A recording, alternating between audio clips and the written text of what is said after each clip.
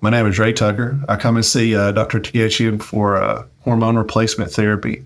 I never thought that I would be a person that would need this. College athlete, big, strong guy, 6'5", 250, moved a lot of weight, been enjoying that for my entire life.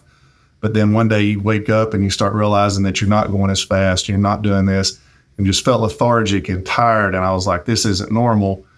I got referred here to Georgia Urology to see Dr. Taghechian. She and I hooked up.